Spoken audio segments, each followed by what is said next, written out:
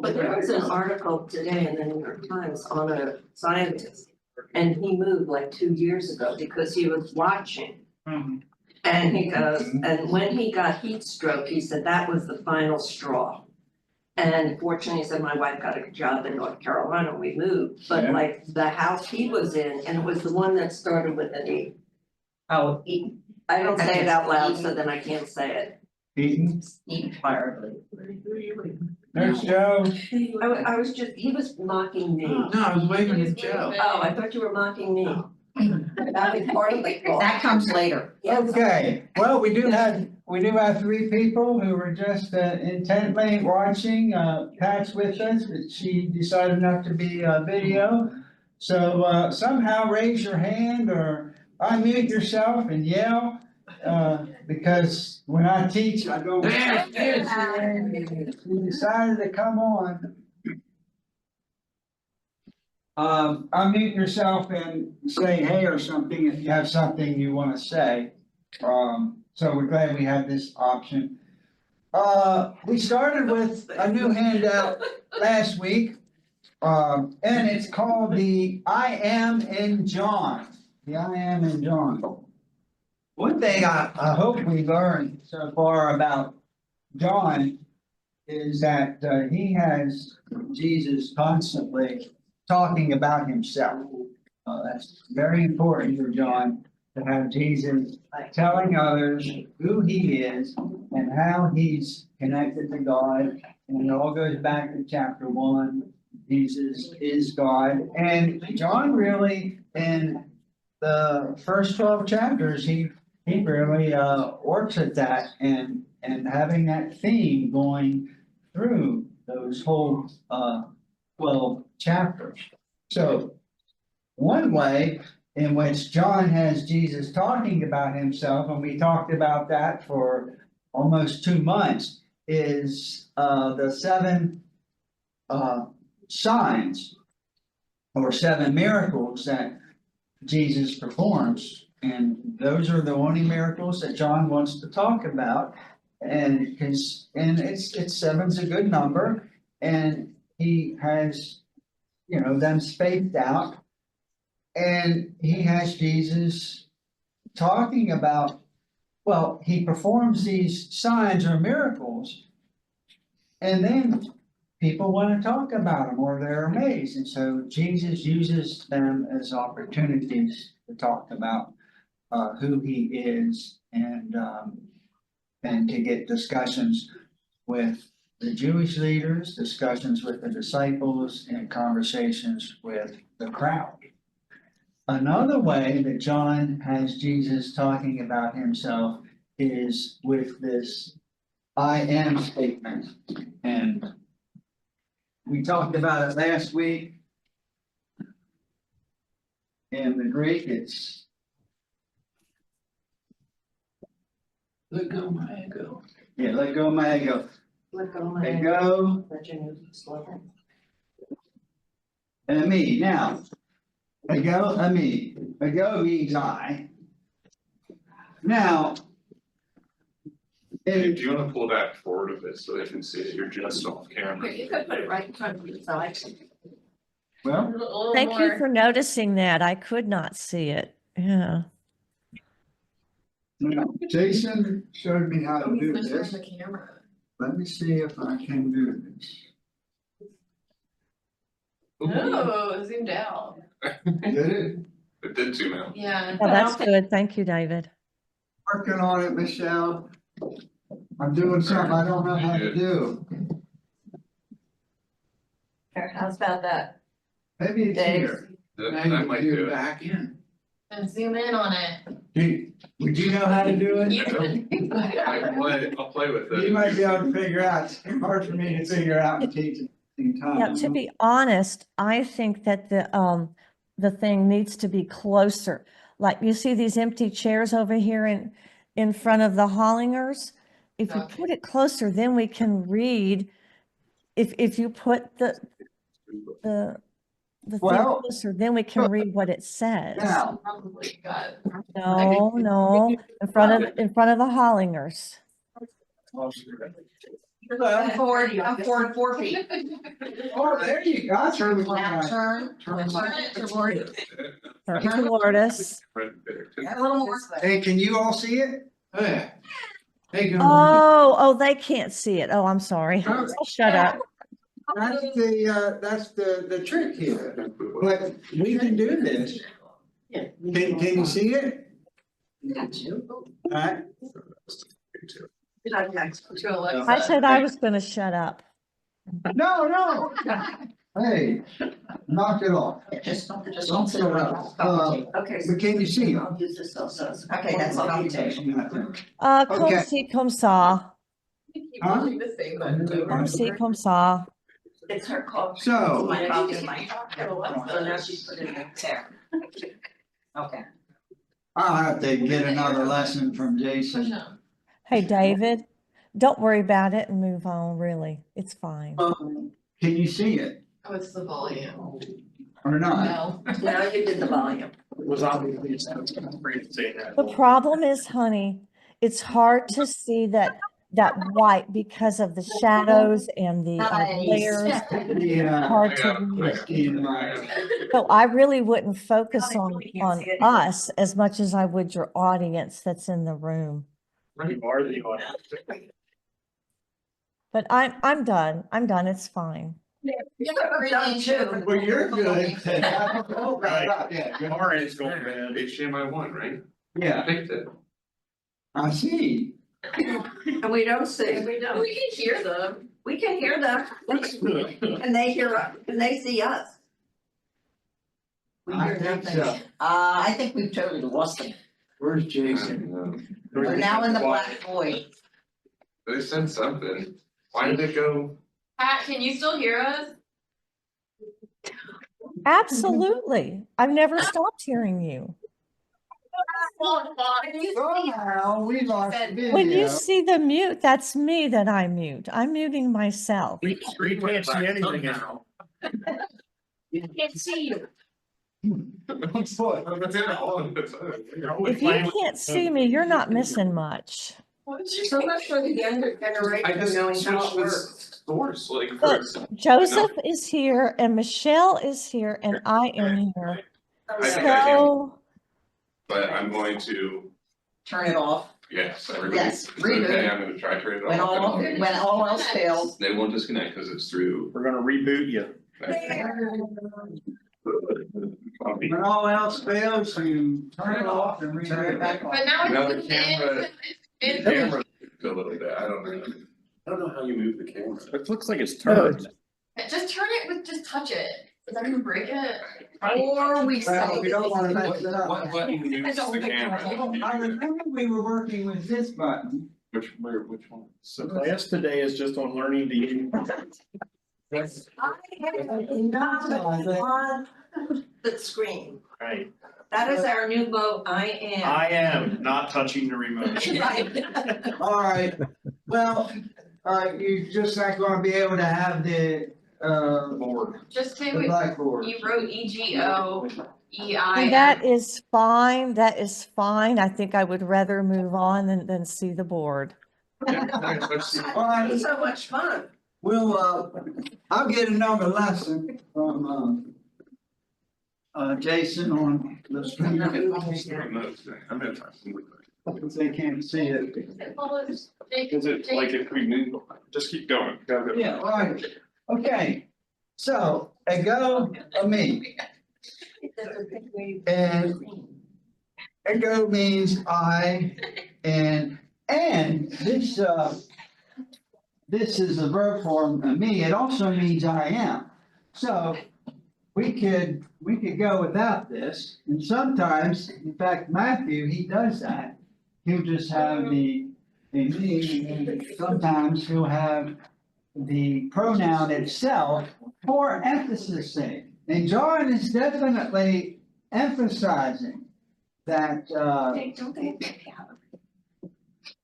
that Jesus is saying, I am.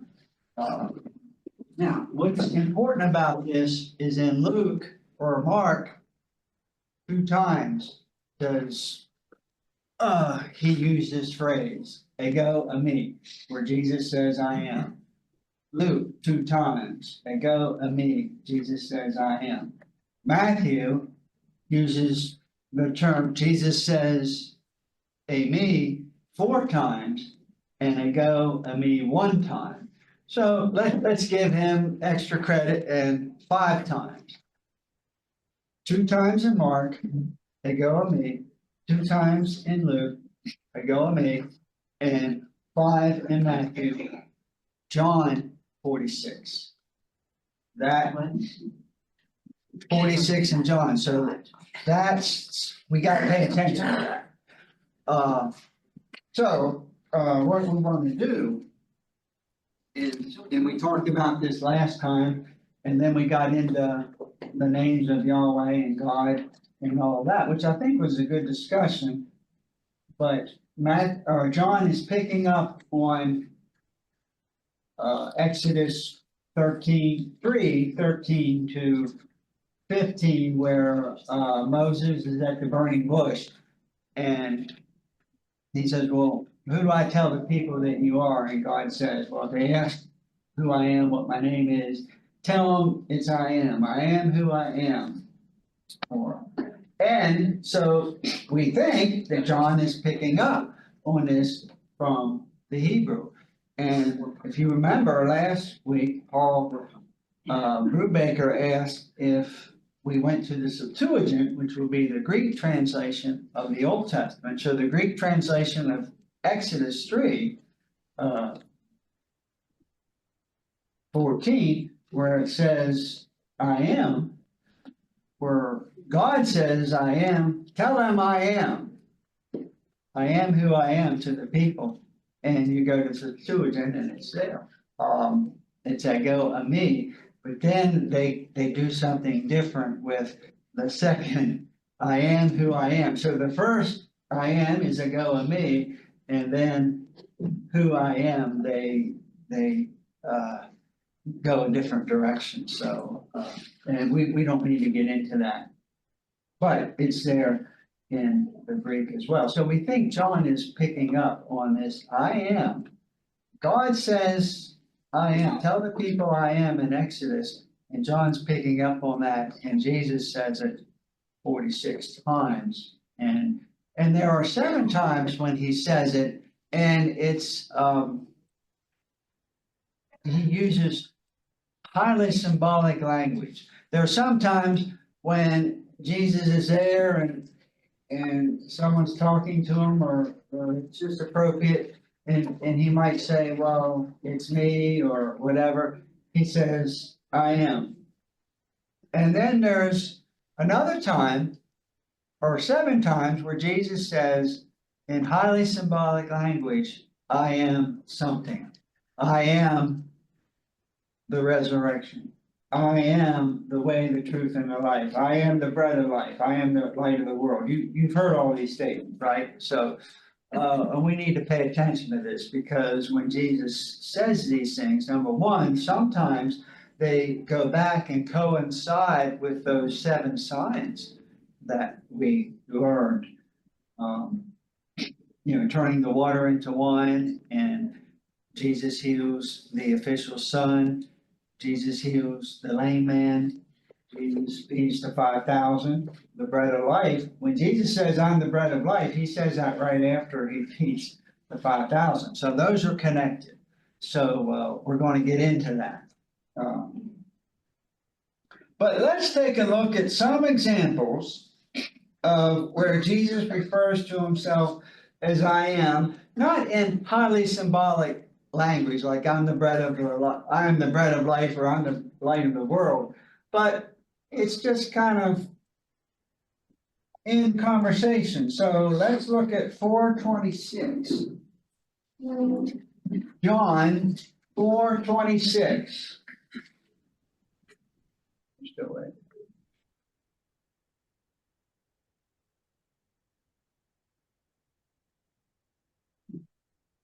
I think we want to start with 25.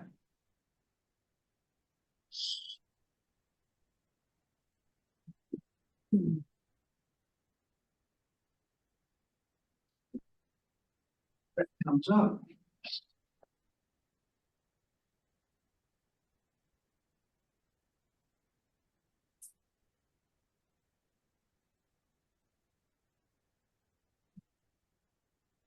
Okay, so let's start with 25.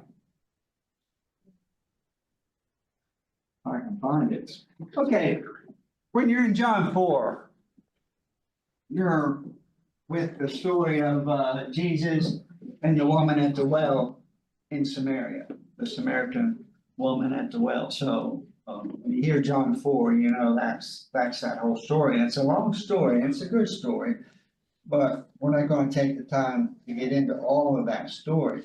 But he's talking with this woman, and the woman said to him, I know that the Messiah is coming, he who's called Christ. When he comes, he will proclaim all things to us.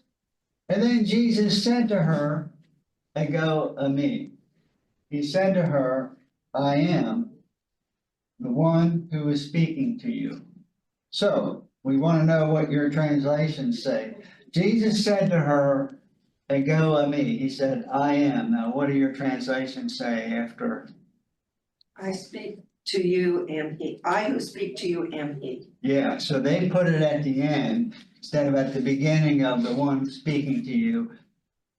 I speak to you, and that will be I am speaking to you, but I speak to you and he. Interesting. And what do you have? NIV? Yeah. King James. King James, I that speak unto thee am he. Okay, pretty close. Right. Pretty close. I have the new RSVs. I am he, the one who is speaking to you. What did yours say?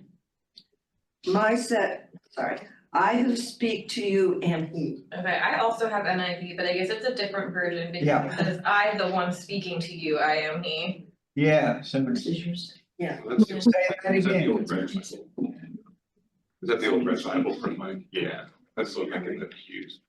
Yeah, I think you have a newer edition. Yeah, it's like 2012. Yeah, say it again, Alex. I, the one speaking to you, I am he. So, Peggy, your version said, I, the one speaking to you, I who am speak he. to you am he. Yeah, and yours uses two I's, right? I, the one speaking to you, I am he. So they're stressing the I am statement, in my opinion. They're wanting you to know Jesus is saying, Ego eimi. Because if you don't know the Greek here, you're going to miss that. So, and any different translations here? Yeah. Oh, yeah. I am he, I who am speaking to you now. Okay. So again, the repetition of I am he, I who am speaking to you now. I am he, I the one speaking to you now. Wow. David, So- what verse number is that? It's 25 and 26. Yeah, tell me what Boy, tell me Mine what says, the New Living Translation says. it says, I am the Messiah. Okay, well, this is a thought for thought translation as opposed to a word for word translation. So the New Living Translation, they're trying to take the whole sentence because all of the translations that we just read are somewhat awkward, right? They're repeating I am the one speaking to you, I am he, and all that's a little awkward. Again, read what the New Living Translation says. Are you with me? Yes, I am. I have to unmute. It says, then Jesus told her, I am the Messiah. Yeah, so throw it back. Okay, you have the New Living Translation. Now, Dave, Yes. in this Anabaptist slanted Bible, Now, this is the Common English Bible, the translation is. it does this. It said, Jesus said to her, I am. Then there's a dash, Yeah, like he's pausing. yeah, And he says, the one who speaks with you. It's like he was gonna admit, I'm the Messiah, then he backs off a little bit and said, the one who speaks to you. Wait a minute, Craig, go to the previous verse though. Yeah, Is that the antecedent, or what he says, I am, is that the antecedent to what goes into 25? well, she said, I know the Messiah is coming, the one who is called Christ, when he comes, he will teach everything to us. Yeah, so And he's like, he's almost, using that Yeah, that's antecedent. me. well, he's almost admitting it, but then It is, they no, I put think a he's dash admitting it. in there. No, I think he's admitting it. I Would am. she have known the significance of the I am? Yes, I think so. Yeah, I do. And this is as close to the Greek as you're gonna get in the translations, and I have to, I mean, you're both kind of right, but I don't think Jesus is backing off. And I have to go with Kate on this because, I'm in. well, this time, I, Wait a minute, I'm glad I You moved must be- one shot here. You must be Republican. so, Take that back. so the woman said to him, hang on here. I know that the Messiah is coming, who is called the Christ. When he comes, he will proclaim all things to us. And Jesus says, Jason's leading on the. me. Jacob. He's saying, I am. So he's saying, I am the Messiah, the one who is speaking to you. And that's kind of weird. It is awkward in Greek too. I am. So he's saying, I am the Messiah, the one who is speaking to you. How come, so I know some of the translations obviously have like here Messiah after it. Why, is it like just a Greek thing that they would say I am without something after it? Like, cause I know, like, if you asked me a question and you're like, do you have a dog, like, or something about me, I wouldn't be like, I am, I'd be like, yes, I do. Right. Like that, is it just like a different way of speaking, or is there a reason? Well, it's a different way of speaking. Now, remember, the synoptic gospels they only use it, they use it sparingly. Mark uses this phrase twice, Luke twice, Matthew 5.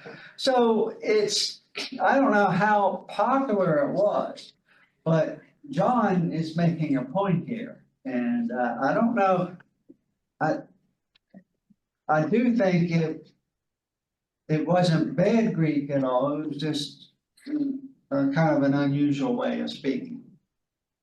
I think we also have to realize we're reading this with a modern American English, yes, because even if you go into just modern, like say modern French, and you say je t'aime, I love you, it's I you love.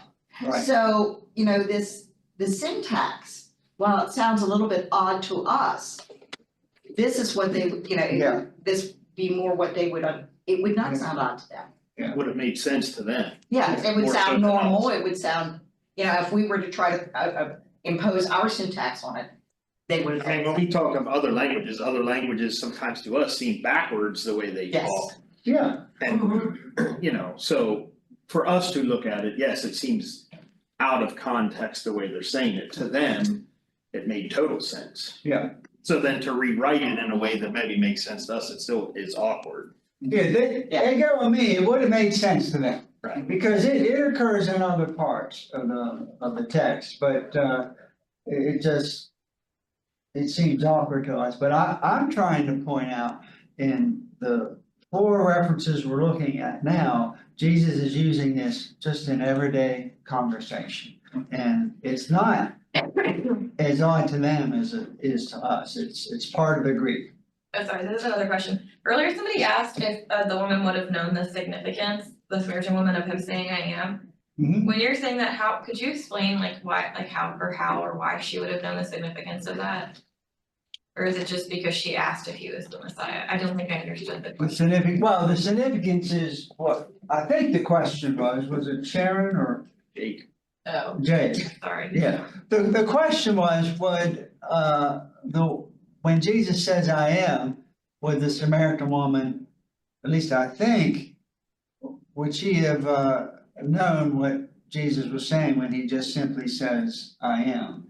And so I would say, yes, this phrase, if you're speaking Greek, you you would be familiar with this phrase, you would know what it meant. Why would she just believe him? The second, yeah, that's a good question. The second, Remembering the rest of the story, like he didn't do anything, he was just like, hey, can I have a drink? And Well, she- then he told her that she knew that she had not any husbands, but she had like 5 men. Yeah. go ahead. Michelle, Hi. Oh, Yeah. so for me, this is my thoughts on this is that God's faith out worldwide when it came down to what he did with Pharaoh and delivering his people. And so that phrase, I am, that's, like it was unique and it seems odd to us or whatever, but that was what he's solidifying to, in, John is in his synopsis, in his account of Jesus, is that he is Jesus, the Messiah, and he's also God. And so, and just like when he asked Peter, who do you say that I am? It has to be revealed by the Holy Spirit. So clearly the Holy Spirit was amongst her for her to get the revelation, I am, who you are speaking to, and she believes him, is what I believe. right. Yeah, and thank you for that, Michelle. And if we look at this, part of it is what Peggy said, Ally, is that because when she goes in to town and tells everybody, look, you gotta come see this guy. He told me everything about my life story. Well, that's not accurate from what we know in the story. Now, maybe they had a longer conversation that John didn't record. He just said, she had 4 husbands and the 5th one is not your husband now, so they're cohabitating. So, but how could he have known that? So, that's enough evidence for her that, this guy is somebody special. So he tells me he's the Messiah. She says, I believe it. And so that might not be enough for us, but. Okay, you used the term he recorded it. And when I hear recorded it, I'm hearing the idea that it was a word for word translation or of this conversation, transcription of the conversation, whereas it wasn't, because John wasn't there with him, was he? Right, no. And so the question also becomes, how did John learn of this conversation? Mhm. Yeah, I'll answer that in a minute. And what kind of, I don't want to say spin, but what kind of edited commentary and Bless you. yeah, like I said, edited wording of this conversation did John employ? Right. Well, I think John's employing a lot, just not in this conversation, but in the whole gospel, by the fact that he's using this phrase 46 times, when none of the other gospel writers use it in that way. This is also my point, is that we are getting this not as a firsthand Right. account of the conversation. It's been edited. Yeah, well, edited, this is John's perspective, and you gotta remember, John's perspective on Jesus is very different from the synoptics, because John is equating Jesus and God. He does it right from the beginning, and he doesn't stop there. It's just not, okay, we have chapter 1, and the nutshell version is Jesus and God are the same, and then in verse 14, the word becomes flesh, and that's how Jesus gets to the earth. And John doesn't put that off to the side and then write Jesus' story. He takes that whole 18 verses and he brings them in, not word for word, but the whole idea. And so the whole idea in at least the first 12 chapters and then even on is that Jesus and God are one. And it comes out when he talks about the bread of life. And if we have time, we'll get to that this morning. He says, the ancestors ate manna that came down from heaven. I came down from heaven, but I'm different than the manna that the Israelites ate. They ate it, they got hungry, and then they eventually died as humans. I am the bread of life. You commune with me. You eat the living bread, you last forever. Or this living bread lasts forever. And that's very different than you have in the Synoptic Gospels. So keep going, and then we'll go to page. Because what I want to follow up on this is, how does John get his version? From whom does he get his version of the story? Did Jesus return to the disciples and say, listen to what I have to say? And then if you look in 27. In 20. Okay. Just then, they were astonished when he was speaking with them, but no one said, what do you want? Okay, Well, but that was after that conversation, part of the way I'm going to answer your question is, so, I think John is dealing with a oral tradition that is unique to John. He's dealing with, and so he may not have invented this. This may have been something that came to him, and this is what you're getting at. This, and we really have no way of knowing this. We're in the speculative realm here. But all the gospel writers, they weren't there. So they are relying on they are relying on stories that have been told orally. That's what we mean when we call them oral tradition. And we do think from time to time they're relying on written sources. Well, we know they are at a point because Mark was written first, and we know that Matthew and Luke used Mark as a written source. But we also know Matthew and Luke were also dealing with an oral tradition that was unique to each of them, or material that was unique to each of them. It could have been orally transmitted, but all these things, most of these things were orally transmitted in the first place, and then there was a need to write this stuff down. And because they thought Jesus was going to come a couple of years after he died, several years after he died, 10 years after he died, whatever. They didn't think.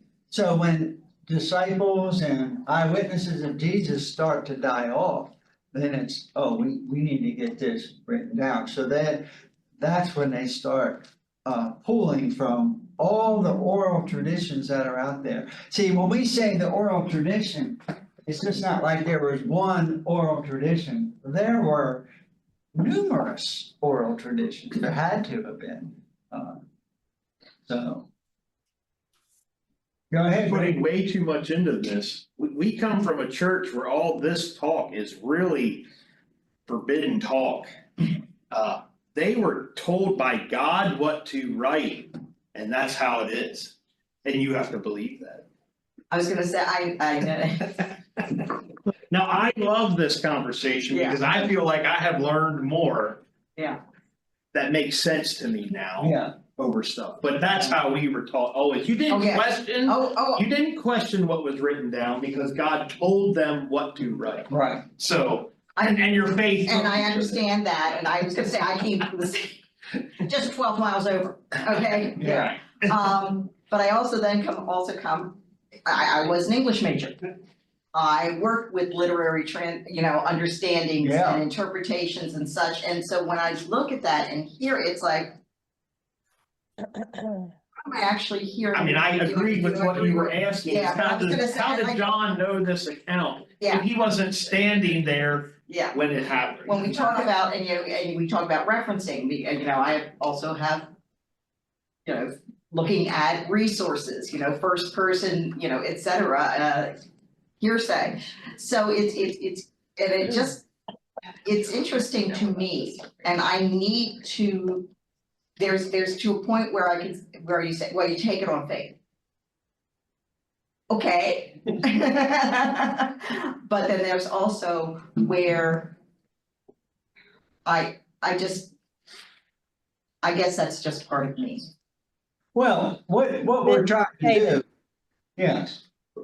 Michelle had a comment. Michelle Oh. wanted to say something. Oh, you unmuted for me? Oh, I was saying amen to what he had said. That's Okay. Oh. yeah, you know, as far as just taking it on faith, it's Yeah. great. Well, that's the other thing.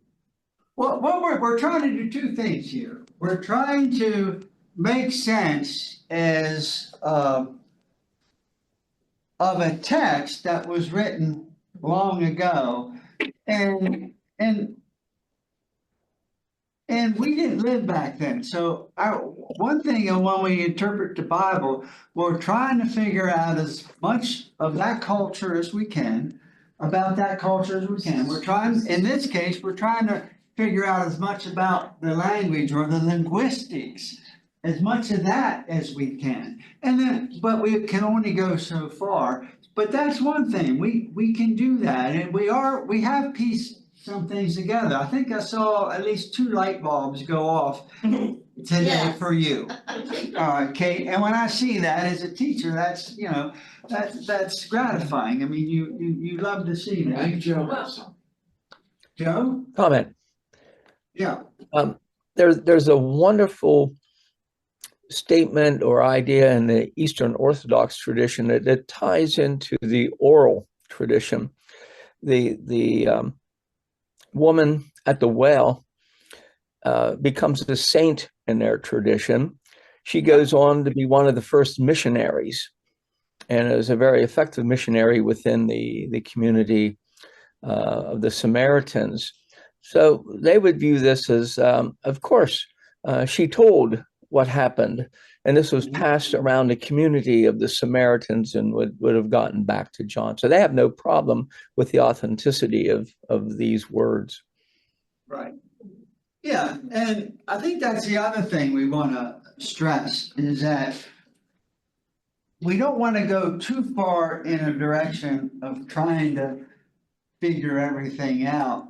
But we do have to allow for a mysterious element of the Spirit and God working in all of this. Okay, it's one thing to say there was an oral tradition and that's how they got it. But that oral tradition would have been inspired by God. Jesus doing these things was inspired by God. It moved people. So it's important to try to figure some things out because I don't think it's as easy as Rick was saying about the tradition he grew up in. Don't question this. Yeah, we can question things that don't make sense, but we don't want to go too far and question them and then throw it all out when it doesn't make sense. And that's why you guys are here. You wouldn't be here if that's what you were going to do. So you want to know as much as we can. We want to fill in the blanks as much as we can, but we also have to allow for what the Spirit is doing here. Does everyone understand? I have to just clarify something. I do need to know. I need to go to, as Richard, but So that do I. actually strengthens Yes. my. And I like what Joe said, where there's a Yes. thought I hadn't considered too, is that Yes. she also told her Yes. story and the other Like we people were that Jesus. told that she tells the story. Right, and so John would hear of that too, so. Right. We have that side that maybe John is, or all the other writers also heard other sides of the story, not just.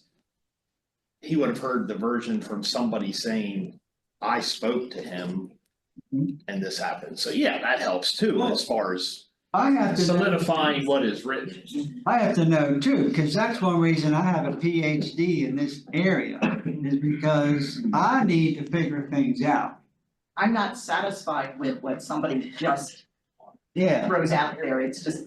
yeah, in our tradition, when we were growing up, Not either, that's why we're here. Yeah, someone said, exactly. you know, here it is, don't question it. Well, no, we can question. And I need to figure some of these things out. And Pat will tell you, you know, I don't give up easy. I keep persisting and persisting. And sometimes there's some things I just can't figure out. And I hate plumbing.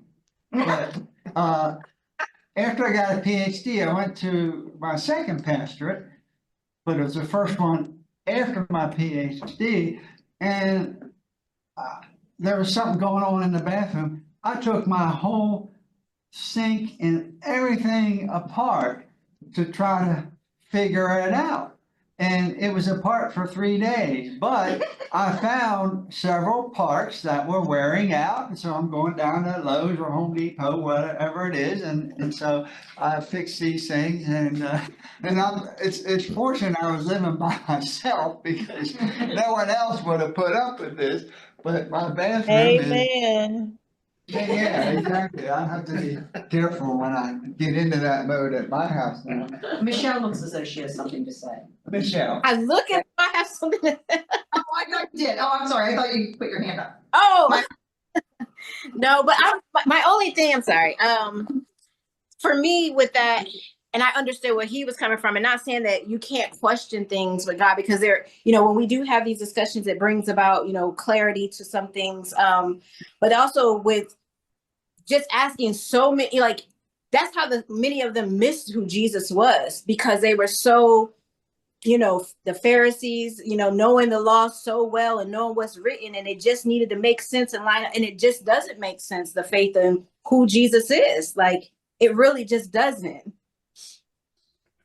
Yeah, there are some, that's what I say, when we try to figure things out, we can only go so far. Because in the end, and this is really what John is all about, especially at the end of his gospel.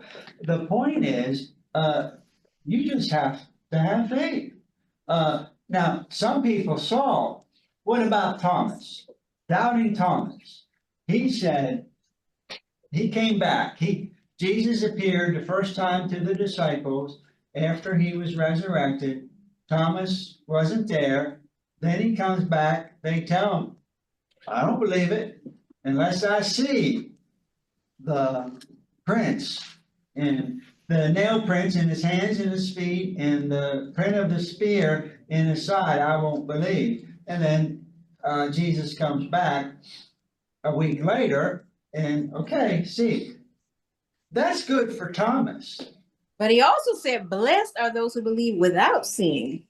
Exactly. That's where I was going, Michelle, because we're not there. We don't have the opportunity that Thomas had. So we have to believe without seeing. And that's where the faith comes in on all of this.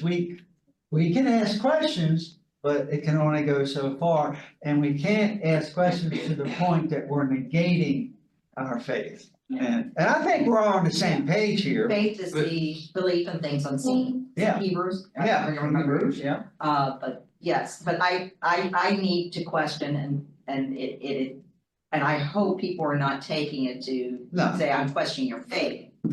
I am researcher. I'm the researcher. Well, and I think there's another layer of it where I find that people get very hung up on the things that are, difficult to believe in, but there's a lot of stuff that's very easy to understand, and that's a lot of those lessons and a lot of the, like, what's actually the point. Like, I could argue with my father all day as to whether or not the world actually flooded, but does that actually matter at the end? What's the lesson? The lesson's not the lesson's not build a boat. The lesson is like trusting God, or even like later on in the gospel, like there are so many miracles and all of this, and I'm like, well, but like, what is he actually using that to teach? Like, I don't know. Like, we could argue all day, like, scientifically or whatever, but I think even with what Michelle was saying there, like, focus on the easy stuff. Like, the lesson is like that Jesus has like this well of life, and it's not a literal well. He's saying that like your spirit will be renewed by doing the things that I'm teaching you. I'm teaching you love one another. That's easy. Sure. Okay, I have a thing to, and this may not be where we discuss this, but Well, we'll see. okay. I get into an argument, I tutor at the middle school. Yeah. And one of the men teaches, he's a pastor at some church on 743. And he said, well, you have to be a Christian because otherwise you will not meet me. Right. And I'm like, yeah, I don't buy that. I mean, and so yes, I am a Christian. However, I don't discount other people's beliefs. And then I know Ken went to the, I don't know, Craig, if you were there, the men's group. And Bill Puffenberger had all these different religions because like in the Hindu religion, and I said to the one guy, because he said, I can't do Cornerstone, I bring Eastern religion. I said, the yamas and niyamas are the 10 commandments, just phrased differently. And so that's where, you know, I just decided that he will keep separate. Well, I think so, and let's put a bookmark in that, because when we get to, when Jesus says, I am the way, the truth, and the life, and then the next sentence is, no one can come to the Father except through me, then, there's two ways to look at that. One is that only John says that. And John's the only one who can say that because of chapter 1. Jesus and God are the same. So I don't believe that that is necessarily an exclusive statement as some people make it out to be. At least I don't think John intended it that way. He was just saying, God and I are one. If you know God, you know me. If you want to come to God, you have to come through me. If you want to come to me, you got to come through God. I mean, he could have said it both ways. So we do have to be careful with that exclusivity, but there's going to be people where that exclusivity is their faith is founded on that. It's built on that. And so at that point, then you just have to decide, as you did, that, well, we can't go there. And I have relatives and friends where, you know, you can only go so far with that exclusive argument. Because I believe more inclusive.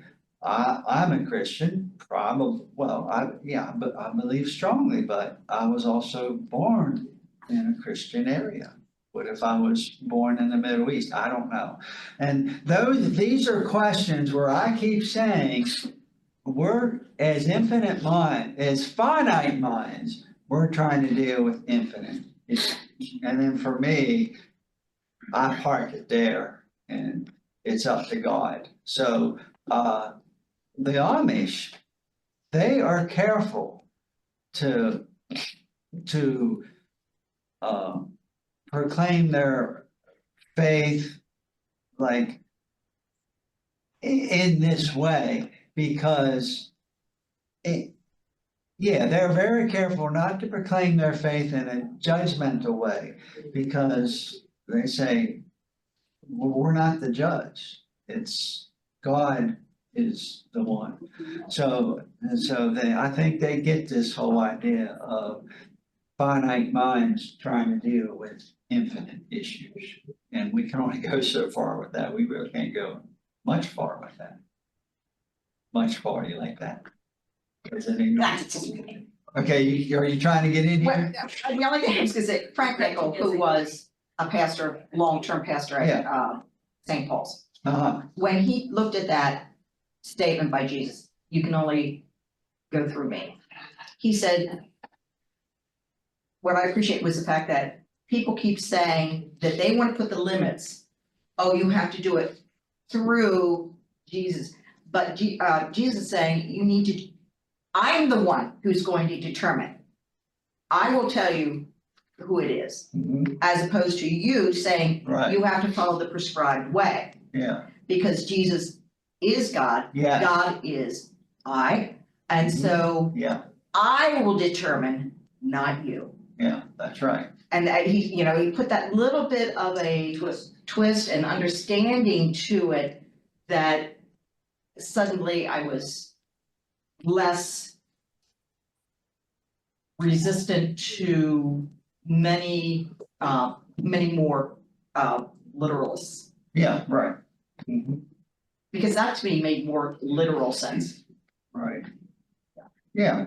I'm sorry, I'm done for today. Well, I'm not having to be I mean, we're all, lovely. well, I think we're all done for today, because we are out of time. Oh, Lord.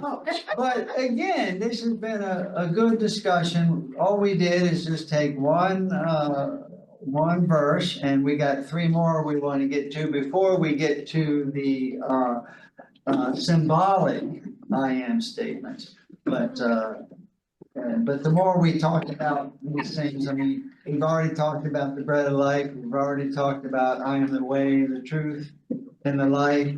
No one can come to the Father except through me, and that's 14, we'll get to that, but, so we'll discuss some of these things as we go, and they'll keep coming up. Jake talked about building the ark. When did Noah build the ark? Or rain. Before the rain. Yeah. That's it. So when you get, when someone gets paranoid and someone challenges their paranoia, then you can, like, if I get paranoid and say, and someone challenges my paranoia, I say, well, when did Noah build the ark? And that's a message. You were talking about messages there. You build the ark before the rain, you don't build it while it's raining. All right, I thought I would finish on that note, and we'll see you next week. And thank you all for coming.